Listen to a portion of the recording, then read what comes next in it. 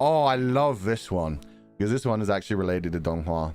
I know Futan has seen Choir of Chinese Poems. So which ancient Chinese poem do you like?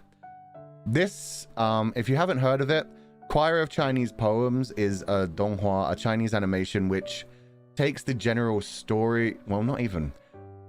Every episode takes a poem from classic Chinese literature, and what it does is it animates storylines that kind of suit the setup for the poem. They're not necessarily why a poem was created, but they create a general storyline, a play, a general storyline which could give the feeling of why a poem was written in the first place. It's really good. It's really beautiful.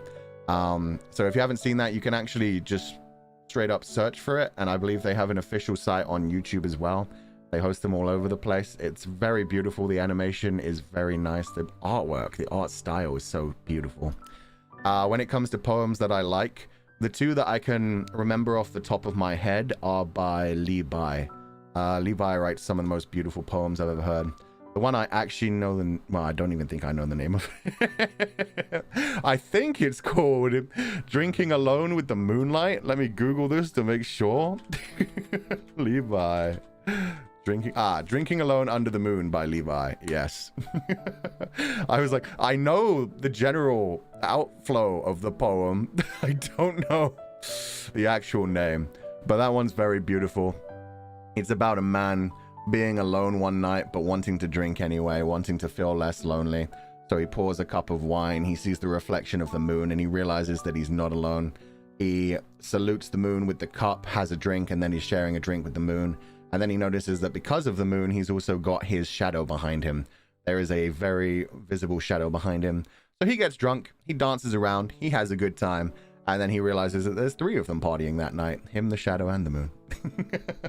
So it's very relaxing, it's very beautiful. It's just the general idea that even when you're alone, you still have ways that you can feel more comfortable.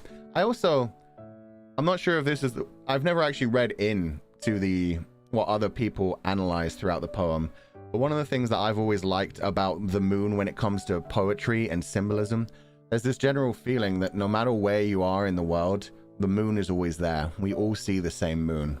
And so I feel like when you're looking at the moon, when you're lonely, it's also the fact that anybody within the same time zone as you is looking at the same moon.